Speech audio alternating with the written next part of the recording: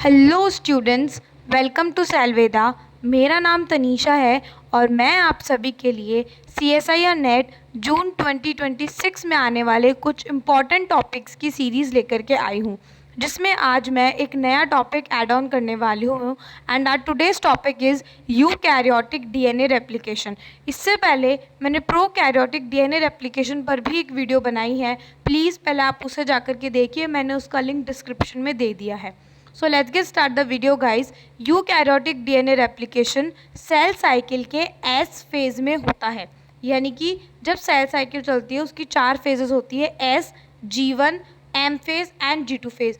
उसके बाद जो रेप्लिकेशन है वो एस फेज के अंदर होता है। समटाइम्स ये क्वेश्चन पार्ट बी में पूछ लिया जाता है कि रेप्लिकेशन सेल साइकिल के कौन से फेज में होता है इन यूकैरियोट्स, तो ये एस फेज में होता है।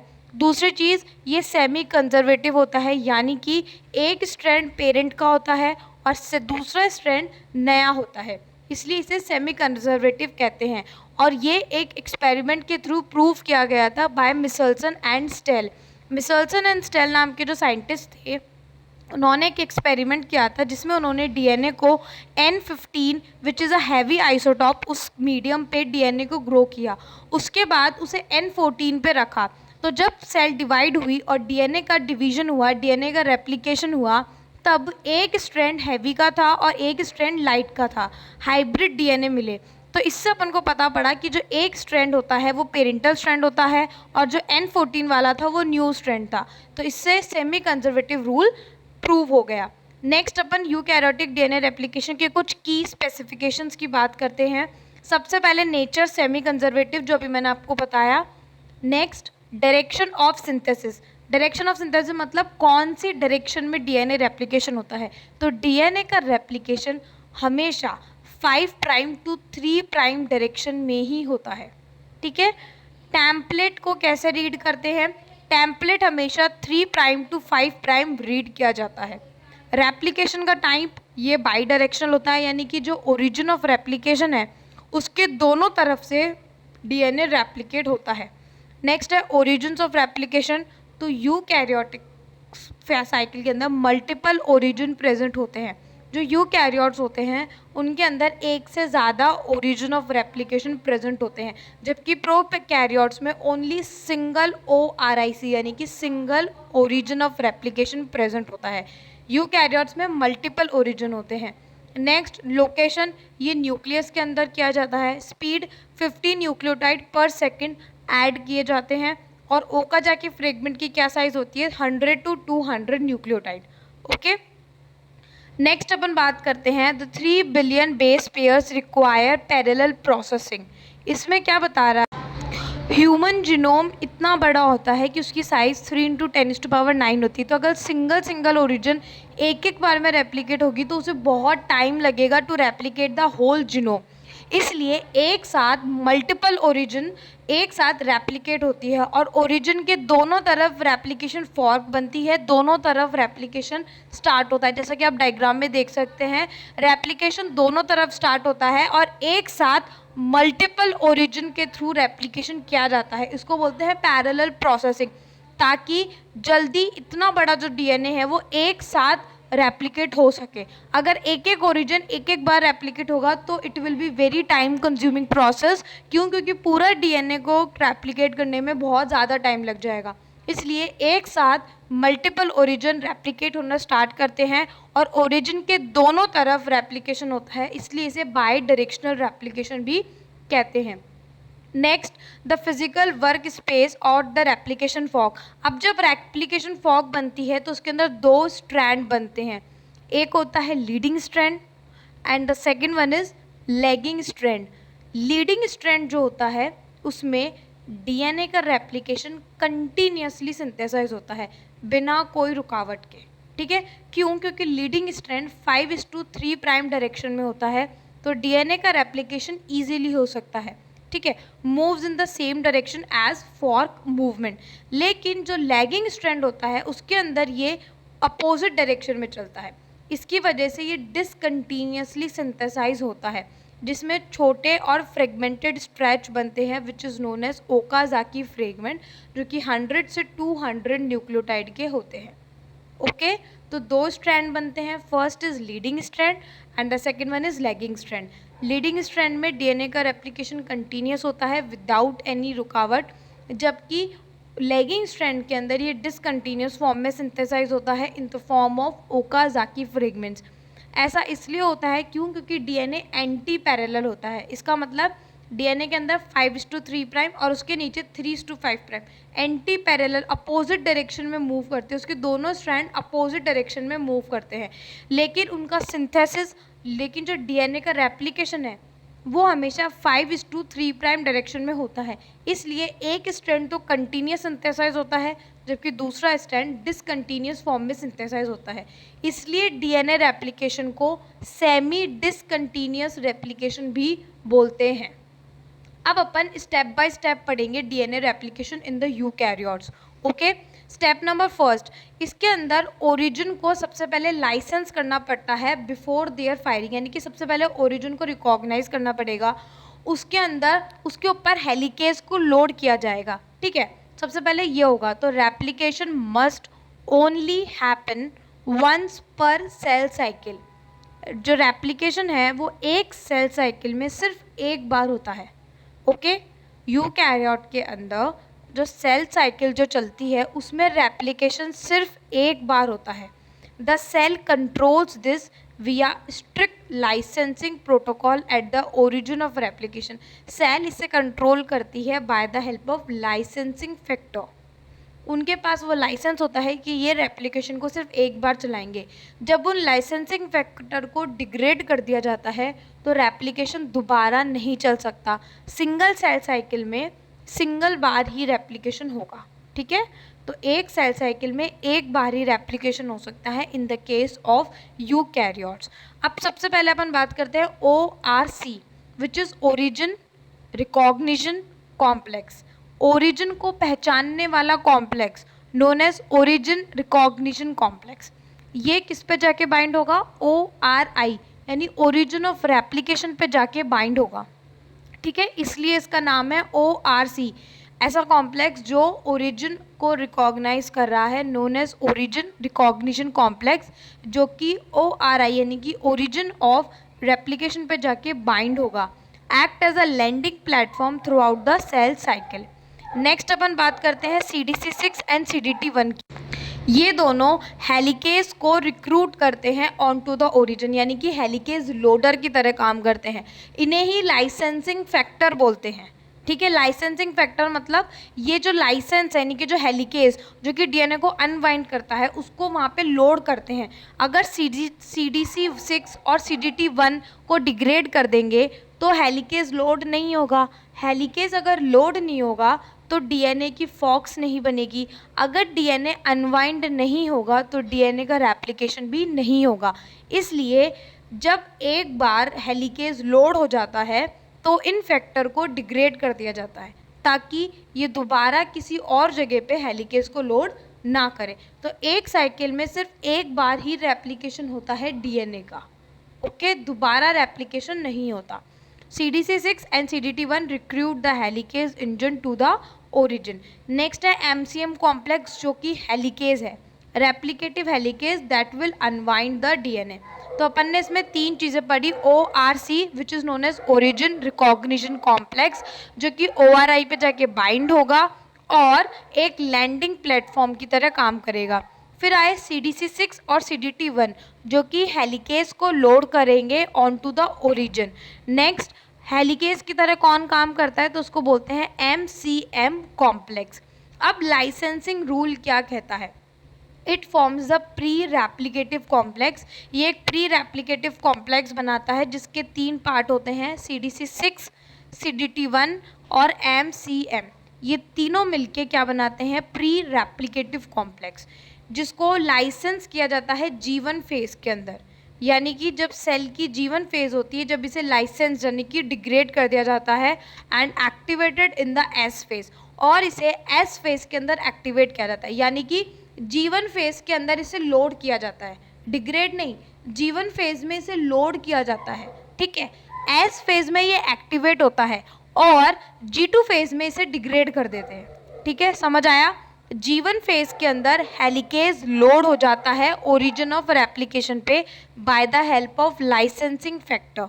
ओके, क्या बना लेता है? प्री रेप्लिकेटिव कॉम्प्लेक्स, जो कि जीवन फेज में ही बन जाता है, लेकिन ये एक्टिवेट होता है एस फेज के अंदर।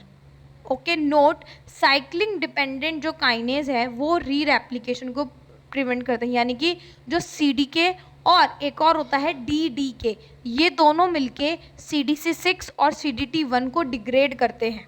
ठीक है, डिग्रेड करने के बाद क्या होता है, लाइसेंसिंग फैक्टर डिग्रेड हो जाते हैं तो हेलिकेज लोड नहीं हो सकता, जिसकी वजह से दोबारा रेप्लिकेशन स्टार्ट नहीं होगा।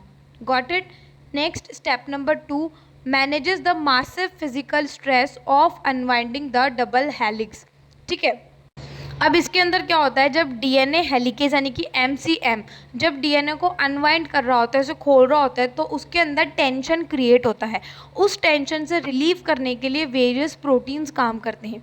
सबसे पहले बात करेंगे अपन MCM complex which is helicase, जो कि हाइड्रोजन बॉन्ड्स को तोड़ता है और डबल हेलिक्स को ओपन करता है by the help of ATP। इसे ATP की ज़रूरत होती है, MCM ATP के प्रेजेंस में काम करेगा। नेक्स्ट है टोपोआइसोमरेज, जो कि जब इसकी वजह से जो सुपर कॉइलिंग होती है, जब हेलिकेज DNA को अनवाइंड करता है और उसकी वजह से जब सुपर कॉइलिंग होती है तो उसे रिलीव करने का काम टोपोआइसोमरेज करते हैं। टोपोआइसोमरेज 2 टाइप के होते हैं, topoisomerase first and topoisomerase second. जो टोपोआइसोमरेज फर्स्ट है, it will cut 1 strand only. Topoisomerase first सिर्फ किसी भी एक स्ट्रैंड पे कट लगाता है, जबकि टोपोआइसोमरेज जो सेकंड है वो दोनों स्ट्रैंड पे कट लगा सकता है। ठीक है, RPA जिसको बोलते हैं रेप्लिकेशन प्रोटीन A, ये सिंगल स्ट्रैंडेड बाइंडिंग प्रोटीन की तरह काम करता है। जब DNA को अनवाइंड किया जाता है और उसकी 2 रेप्लिकेशन फॉर्क बनती है, तब उन रेप्लिकेशन फॉर्क पे, उन सिंगल स्ट्रैंडेड DNA पे ये RPA आके बाइंड होता है ताकि DNA रीअनिल ना हो। जैसे प्रोकैरियोट्स के अंदर SSB प्रोटीन आ रहे थे, वैसे यूकैरियोट्स में ये काम RPA करता है। Okay, next step number 3, lays down a hybrid canvas because polymerase can not start from scratch. अब इसमें बताएंगे कि कैसे पॉलीमरेज जो होता है वो प्राइमर की हेल्प से इलॉन्गेशन करता है, यानी कि प्राइमर ज़रूरी होते हैं। तो DNA पॉलीमरेज खुद से सिंथेसिस नहीं कर सकते, यानी कि बिना प्राइमर की हेल्प के DNA पॉलीमरेज DNA का रेप्लिकेशन नहीं कर सकते, तो इसलिए उन्हें एक पहले से मौजूद 3' OH ग्रुप चाहिए, और ये 3' OH ग्रुप उन्हें कौन देता है? RNA primer. ठीक है, आप डायग्राम में देख सकते हैं, जैसे 10 न्यूक्लियोटाइड तक अपन ने RNA के प्राइमर जोड़े, उसके बाद DNA पॉलीमरेज आके DNA को रेप्लिकेट करेगा। ठीक है, और इसमें प्राइमेज का काम कौन करता है? Polymerase alpha. ओके, जबकि यही काम प्रोकैरियोट में पॉलीमरेज G कर रहा था। जो DNA G था वो क्या काम कर रहा था? प्राइमिंग एक्टिविटी कर रहा था, RNA प्राइमर जोड़ने का काम कर रहा था। Okay, in the case of prokaryotes, but eukaryote के केस में ये काम पॉलीमरेज अल्फा करता है। The hybrid primer mechanism, it is initiated by the DNA polymerase alpha. DNA polymerase alpha initiate करता है, जिसको अपन प्राइमेज कॉम्प्लेक्स बोलते हैं। सबसे पहले प्राइमेज की एक्टिविटी, ये शॉर्ट RNA प्राइमर को जोड़ता है अप्रॉक्स 10 न्यूक्लियोटाइड। उसके बाद ये खुद की पॉलीमरेज एक्टिविटी भी करता है, यानी कि DNA के स्ट्रेच भी जोड़ देता है 20 से 30 न्यूक्लियोटाइड तक, जिसकी वजह से RNA DNA प्राइमर का एक हाइब्रिड बनता है that allows the main highly processive polymerase to take over. इसके बाद कोई जो हाईली प्रोसेसिव पॉलीमरेज है, जैसे कि DNA alpha and DNA delta, ये दोनों आकर के क्या करते हैं? पॉलीमरेज अल्फ़ा को रिमूव कर देते हैं, क्योंकि पॉलीमरेज अल्फ़ा लो प्रोसेसिव एंजाइम है, वो ज़्यादा लंबे स्ट्रेच ऑफ DNA नहीं बना सकता। ठीक है, तो उसकी जगह कौन आते हैं? फिर हाईली प्रोसेसिव एंजाइम आते हैं। Next step number 4, divides the heavy lifting between 2 highly processive polymerase. अब 2 पॉलीमरेज होते हैं जो कि प्रोसेसिव होते हैं, polymerase epsilon and polymerase delta. अभी प्रोसेसिव क्यों होते हैं? क्योंकि इनके पास बीटा क्लैम्प प्रेजेंट होता है। प्रोकैरियोट्स में होता है बीटा क्लैम्प, जिसको स्लाइडिंग क्लैम्प भी बोलते हैं। यूकैरियोट के अंदर स्लाइडिंग क्लैम्प का काम कौन करता है? PCNA रिंग, जिसकी फुल फॉर्म है proliferative cell nuclear antigen. Okay, PCNA ring, जो कि स्लाइडिंग क्लैम्प की तरह काम करता है in the case of eukaryotes.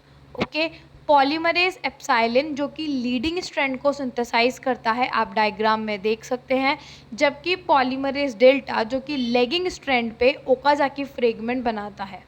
Okay, इनके सपोर्ट क्रू की तरह कौन काम करता है? PCNA which is sliding clamp, जो कि पॉलीमरेज को DNA पे होल्ड करके रखता है और उसकी प्रोसेसिविटी को इंक्रीज करता है। Eukaryotic equivalent of bacterial beta clamp, जो बैक्टीरिया यानी कि प्रोकैरियोट्स में जो काम बीटा क्लैम्प करता है वही सेम काम यूकैरियोट्स में PCNA करता है। RFC रेप्लिकेशन फैक्टर सी, मैं एक एक की फुल फॉर्म भी बता रही हूँ तो प्लीज़ आप उसे ज़रूर नोट डाउन कीजिएगा। RFC का मतलब होता है रेप्लिकेशन फैक्टर सी, जो कि PCNA जो रिंग है यानी कि जो स्लाइडिंग क्लैम्प है उसको लोड करने का काम करता है ऑन टू द DNA। तो ये ATP को यूज़ करके फिजिकली लोड करता है PCNA रिंग को on to the DNA strand. Okay, तो क्लैम्प लोडर का काम कौन करता है? Replication factor C. और PCNA की फुल फॉर्म क्या है? Proliferative cell nuclear antigen. Next, step number 5, cleans up the fragmented lagging strand to create seamless molecule. अब लैगिंग स्ट्रैंड की प्रोसेसिंग की जाएगी ताकि वो भी एक कंटिन्यू DNA स्ट्रैंड बने। सबसे पहले प्राइमर को रिमूव किया जाएगा bye the help of RNase H। RNase H जो होता है वो RNA प्राइमर को डिग्रेड करेगा। ओके, नेक्स्ट है फ्लैप रिमूवल। अब इसके अंदर मतलब वो RNase H जो है वो 2 RNA के बीच में बॉन्ड को तोड़ सकता है। ठीक है, तो सबसे जो लास्ट वाला RNA होगा जो जस्ट DNA से पहले होगा उसे कौन तोड़ेगा? तो वो तोड़ेगा फ्लैप एंडोन्यूक्लियस 1। तो ये भी पेपर में पूछा गया है पार्ट बी के अंदर कि RNase H की जगह एंड में फ्लैप एंडोन्यूक्लियस 1 को क्यों काम में लेते हैं? तो इसलिए क्योंकि जो RNase H एंजाइम है वो 2 RNA प्राइमर के बीच के बॉन्ड को तोड़ता है। उसके पास सिर्फ ये एक्टिविटी होती है कि उसको 2 RNA प्राइमर चाहिए टू ब्रेक द बॉन्ड, जबकि flap endonuclease 1 single RNA primer को भी हटा सकता है। तो जो एंड में जो RNA बचता है जो DNA के जस्ट पहले है उसे हटाने का काम कौन करता है? Flap endonuclease 1 snip away any remaining overlapping flap structure. Next, gap filling. Gap filling का काम कौन करता है? DNA पॉलीमरेज डेल्टा, जो कि बचे हुए जो गैप है जो RNA प्राइमर के अंदर जो गैप बचे हुए हैं उनको फिल करता है। उसके बाद निक सीलिंग के लिए कौन आता है? लाइगेज फर्स्ट, जो कि मॉलिक्यूलर ग्लू की तरह काम करेगा और ATP यूज़ करके वो फॉस्फोडाइस्टर बॉन्ड बनाएगा to join the fragment. Okay, इसमें ये किसको यूज़ करता है? ATP को यूज़ करता है। Next, 3 overlapping system ensure a near perfect replication fidelity. Replication की मतलब कितनी रेप्लिकेशन में एरर होने के चांसेस है, कितने कम एरर हो सके, इसको पता करने के लिए 3 सिस्टम काम करते हैं कि जितने कम हो सके उतने कम एरर हो। ठीक है, तो 3 सिस्टम काम करते हैं। जो एरर रेट है DNA रेप्लिकेशन की in prokaryotes it is 10⁹ to 10⁻10 base, यानी इतने बेसेस जोड़ने पर कोई एक मिस्टेक होने के चांसेस होते हैं। ठीक है, तो एरर बहुत ही कम है। इस एरर को कम करने के लिए 3 सिस्टम काम करते हैं। पहला, बेस पेयरिंग स्पेसिफिसिटी। इसका मतलब कि एक एक्यूरेट बेस ही वहाँ पे जाके ऐड होगा, मतलब एडेनिन की जो बॉन्डिंग है वो किसी और के साथ नहीं हो सकती, वो थाइमिन के साथ ही होगी। एडेनिन जो है वो थाइमिन के साथ ही बॉन्ड बनाएगा। तो बेस पेयरिंग स्पेसिफिसिटी वो किसी और के साथ बॉन्ड, तो पहली तो सिस्टम ये हो गया। दूसरा, प्रूफ रीडिंग। DNA जो ये पॉलीमरेज जो होते हैं DNA पॉलीमरेज डेल्टा और DNA पॉलीमरेज एप्सिलॉन, इनके पास प्रूफ रीडिंग एक्टिविटी होती है, यानी कि इन्होंने मान लो न्यूक्लियोटाइड जोड़ दिए पर ये वापस पीछे जा कर के चेक कर सकते हैं कि क्या हमने सही न्यूक्लियोटाइड जोड़े हैं या नहीं। अगर गलत जोड़े हैं तो ये वापस उसे करेक्ट कर सकते हैं। They has proof reading activity. Next होता है मिसमैच रिपेयर। ये पोस्ट रेप्लिकेशन करेक्शन है जिसके अंदर DNA को अगर गलत न्यूक्लियोटाइड जोड़ दे तो उसे स्वैप किया जा सकता है विथ करेक्ट न्यूक्लियोटाइड। तो इसलिए DNA रेप्लिकेशन में एरर होने के चांसेस को कम करने का काम कौन करता है? 3 system. First is base pairing specificity, second is proof reading and the third is mismatch repair. Next अपन बात करते हैं टीलोमरेज की। Telomerase solves the fatal end replication flaw in linear chromosome. अभी जो टीलोमर वाली प्रॉब्लम है ना, ये सिर्फ यूकैरियोट में आती है। क्यों? क्योंकि इनके पास लीनियर डीएनए होता है। प्रोकैरियोट्स के अंदर सर्क्यूलर डीएनए होता है, तो उनमें टीलोमरेज वाली दिक्कत नहीं आती। अभी टीलोमर्स होते क्या है? टीलोमर्स बिल्कुल एंड में पाया जाता है, जैसा कि आप डायग्राम में देख रहे हैं। क्रोमोसोम के एंड में जो रेड रेड स्ट्रक्चर है, दे आर नोन एज टीलोमर्स। ये जो अपना जेनिक सीक्वेंस होता है, यानी कि जो बीच का डीएनए है, जो जेनिक सीक्वेंस है, उन्हें प्रोटेक्ट करते हैं। तो जैसे जैसे डीएनए रेप्लिकेट होता है, ये टीलोमर्स की लेंथ जो होती है वो छोटी होती जाती है, और 40 to 50 डिवीजन के बाद डीएनए रेप्लिकेशन स्टॉप हो जाता है, जिसको बोलते हैं हेफ्लिक लिमिट या फिर हेफ्लिक फिनोमिना। ओके, तो ऐसा बचाने के लिए, यानी कि जब टीलोमर्स ख़त्म होने लगते हैं तो डीएनए को प्रोटेक्ट करने के लिए कोई नहीं होता। तो कुछ सेल्स जैसे कि जर्म सेल्स और जो स्टेम सेल्स होती है, उनमें एक एंजाइम प्रेजेंट होता है जिसको बोलते हैं टीलोमरेज। ये जो टीलोमरेज एंजाइम है, ये टीलोमर्स को प्रोटेक्ट करता है, उनका रेप्लिकेशन कराता है। ठीक है, तो टीलोमर्स जो होते हैं, पहली बात तो टीलोमर्स क्या होते हैं? The shield. टीलोमर्स शील्ड की तरह काम करते हैं। Telomeres protect the ends via repeating nonsense sequence. ये खुद एक नॉनसेंस सीक्वेंस होते हैं। ह्यूमंस के अंदर क्या होता है? टी ए जी के सीक्वेंस होते हैं। टीलोमरेज इनको कैसे रेस्क्यू करता है? टीलोमरेज क्या होता है? It is RNA dependent DNA polymerase. अब इस लाइन का क्या मतलब है? आरएनए डिपेंडेंट डीएनए पॉलीमरेज, जो ऐसा डीएनए पॉलीमरेज जो आरएनए पे डिपेंड हो। ठीक है, टीलोमरेज एक ऐसा एंजाइम है जिसके पास आरएनए का टेम्पलेट होता है। ठीक है, और उस आरएनए के टेम्पलेट को यूज़ करके वो टीलोमर का रेप्लिकेशन करता है।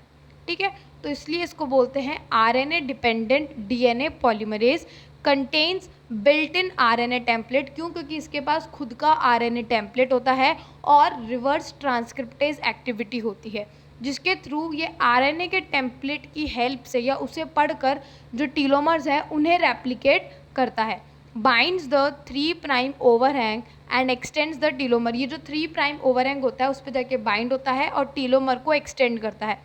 Align conventional machinery to finish the complementary strand. ये सबसे ज़्यादा किस में पाया जाता है? जर्म सेल्स के अंदर, स्टेम सेल्स में। सोमेटिक सेल में ये एब्सेंट होता है। अगर सोमेटिक सेल में प्रेजेंट होगा तो कभी अपनी एजिंग होगी ही नहीं। जैसी अपनी स्किन है वो ऑल टाइम वैसी ही रहेगी। ठीक है, तो अपन कभी बुढ़ापे वाली फेज़ में नहीं आएंगे। तो इसलिए ये सोमेटिक सेल में एब्सेंट होता है, जर्म सेल में प्रेजेंट होता है, और कैंसर सेल्स में भी टीलोमरेज प्रेजेंट होता है। नेक्स्ट अपन बात करते हैं newly minted DNA is immediately packed into the chromatin. अब जो डीएनए रेप्लिकेट हुआ है उसे क्रोमेटिन के अंदर पैक किया जाता है।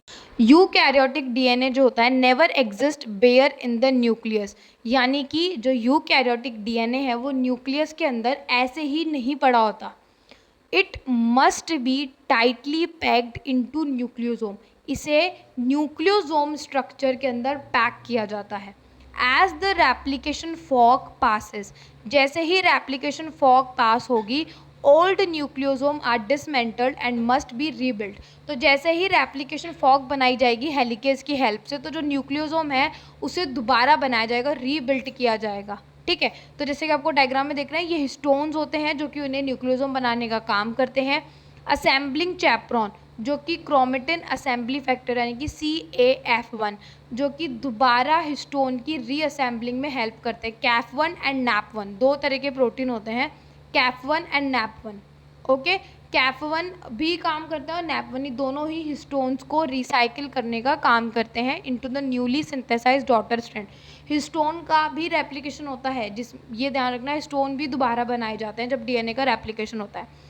द साइकिल सेफगार्ड साइक्लिन और CDK रेगुलेट करते हैं overarching cell cycle, ensuring कि पूरा एक जीनोम एक एक सेल में जाए। ठीक है, डीएनए एक कंप्लीट डीएनए डॉटर दोनों सेल के अंदर जाए। जब एक सेल डिवाइड हो और डीएनए रेप्लिकेट हो तो एक डीएनए से दो डीएनए बने हैं, वो एक एक डीएनए दोनों डॉटर सेल में जाए। इसका इंश्योर कौन करता है? Cycle safeguard. अब अपन बात करते हैं कंप्लीट समरी की, जिसमें अपन ने सबसे पहले बात करी ORC।